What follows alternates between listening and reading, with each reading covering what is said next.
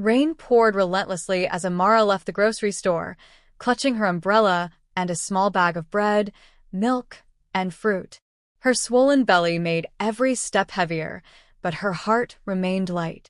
On her way home, she spotted a frail man huddled under an awning, dirty, soaked, and shivering. Compassion tugged at her heartstrings. She approached him, despite the storm. "Sir, are you okay?" she asked softly. The man looked up, revealing weary eyes filled with years of pain. "Just hungry," he muttered. Without hesitation, Amara opened her bag and handed him her loaf of bread and milk. "Please take this. You need it more than I do." The man hesitated. "Bless you, ma'am."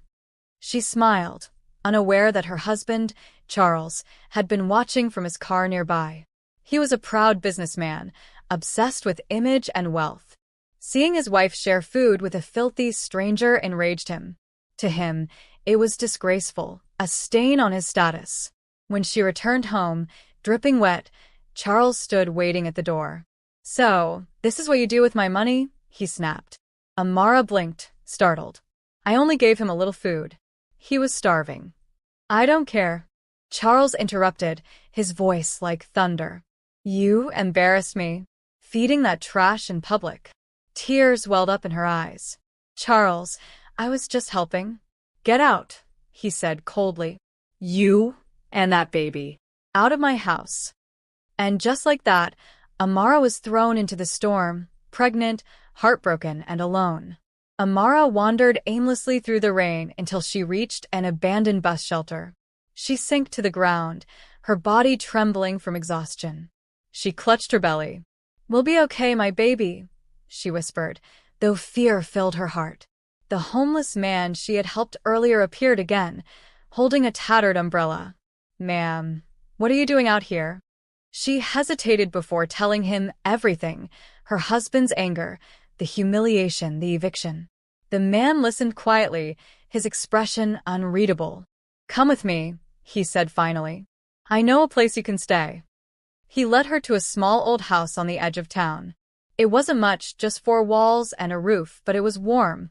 "You saved me today," the man said softly. "Let me return the favor." "Thank you," Amara whispered. "What's your name?" He smiled faintly. "Nathan."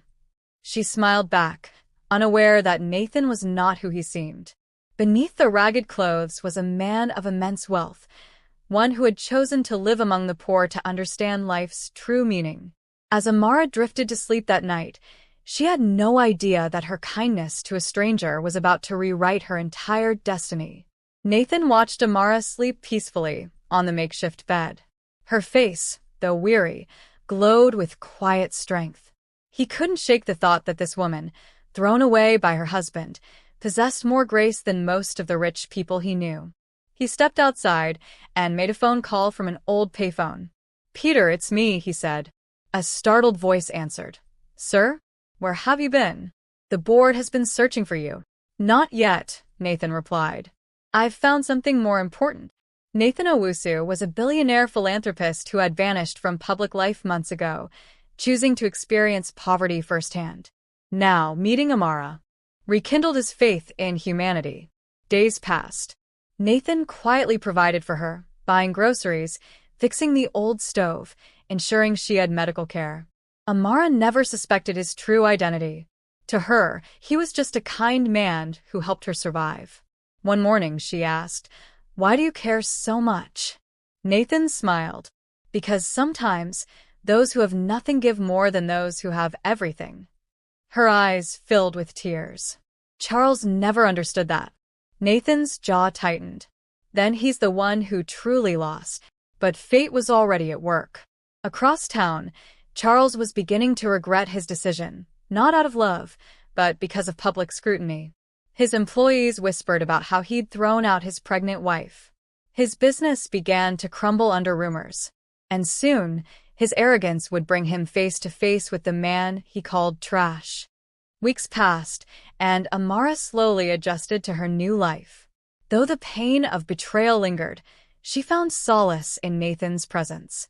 He made her laugh again, told stories about the people he used to know, and treated her with gentle respect.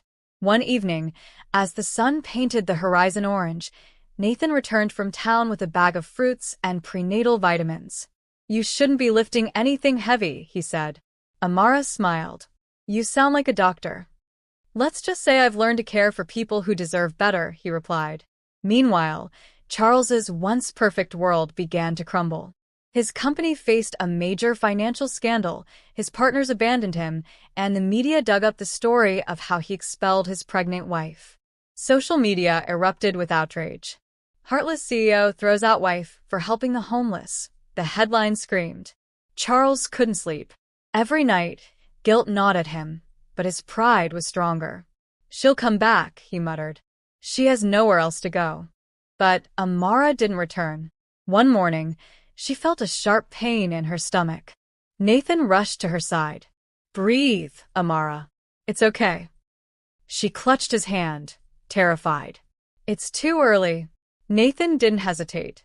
He borrowed a neighbor's car and drove her to the hospital.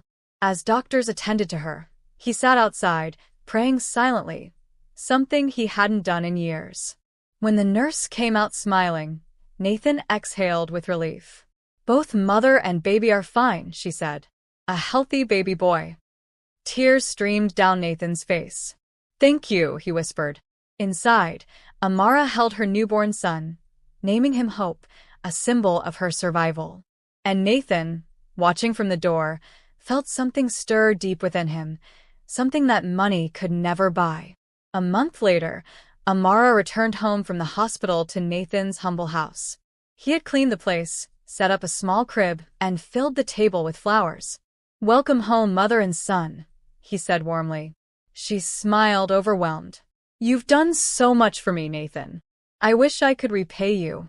"You already have," he said softly. "You reminded me of humanity." But soon, Nathan's secret began to crack. One day, a sleek black car arrived in the neighborhood.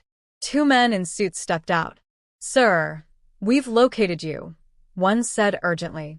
"The foundation board demands your presence." Amara looked confused. "Nathan, what's going on?" He sighed. "I never meant to lie to you. My real name is Nathan Owusu. I'm the founder of the Owusu Group." Amara blinked. "You're a billionaire?" He nodded. "But that doesn't matter. What matters is who you are, Amara." Her mind spun.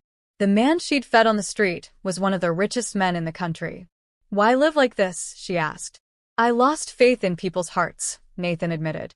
"But your kindness, your selflessness, showed me true wealth." Amara was speechless. Nathan continued. "I want to help you start anew. Not as charity, but because you deserve peace." But fate had another twist in store. Charles, desperate to save his company, discovered that Nathan Owusu, the mysterious philanthropist funding new community projects, was connected to Amara. And jealousy burned in his chest. Charles stormed into Nathan's mansion one morning, dressed in a suit that no longer hid his despair. "Where is my wife?" he demanded. Nathan stood calmly, sipping coffee. "Your former wife is safe," he said evenly. "And she doesn't belong to you anymore." Charles clenched his fists. "You think you can steal my family? My image?" Nathan's eyes hardened. "You threw away your family the day you chose pride over love." Just then, Amara entered the room, holding baby Hope. Her eyes widened at the sight of Charles. "Why are you here?" she asked, her voice trembling. Charles softened his tone. "Amara, I was wrong. Please come home." The media twisted things. Stop." Her voice was steady now. "You humiliated me, called me worthless, and threw me into the rain. Nathan showed me what love means, not with money, but with care." Charles's face darkened. "So, you've replaced me with a beggar?" Nathan stood between them. "A beggar you looked down upon.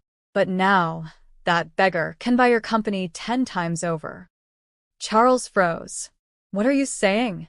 "I am Nathan Owusu," Nathan said firmly. "The man your wife fed that day." Charles staggered back, pale with shock. "Impossible." "It's the truth," Nathan said coldly. "And today, I'm buying your company. You'll learn what humility feels like." Charles sank to his knees, defeated. Amara turned away. For the first time in her life, she felt free. With Charles's company under new management, Nathan used it to build community programs and support struggling families. Amara worked alongside him, managing a foundation for women in crisis. The world began to notice their partnership. News outlets praised their humanitarian work. From betrayal to blessing, one headline read. But behind the success, Amara's heart battled confusion. She was grateful to Nathan, but part of her feared trusting again. "I'm not ready for love," she admitted one evening. Nathan nodded. "I'm not asking for love, Amara. I'm asking for a chance to walk beside you." Her eyes softened. "Then we walk slowly." Over time, their bond deepened. Nathan adored Hope like his own son, reading him bedtime stories and teaching him to smile. The mansion, once quiet, now rang with laughter. One night, Nathan whispered to Hope, "Your mother saved my soul." Amara overheard, tears filling her eyes. The next morning, she surprised Nathan with a gift, a framed photo of the three of them. "Family isn't blood," she said softly. "It's who stays when the world turns its back." Nathan's voice broke. "Then let me stay forever." A year later, the sun shone brightly over the Owusu estate. Guests from all walks of life, rich and poor, gathered for an extraordinary wedding. The bride walked down the aisle in a flowing white gown, holding baby Hope's tiny hand. Nathan stood waiting, his eyes glistening. As Amara reached him, she whispered, "I never thought my pain would lead to this." "Joy." He smiled. "Sometimes, heartbreak is just a doorway to destiny." They exchanged vows under a canopy of roses. Nathan said, "You showed me that wealth means nothing without compassion." Amara replied, "And you showed me love can heal even the deepest scars." When they kissed, the crowd erupted in applause. Cameras flashed, but this time, Amara didn't care about public eyes. In the front row sat women Nathan and Amara had helped, single mothers, widows, and once homeless families. Tears streamed down their faces. Love had triumphed over cruelty. But as the celebration continued, far away, Charles watched the wedding on TV from a tiny apartment. His empire was gone, his name ruined. For the first time, he understood that wealth without kindness was just emptiness.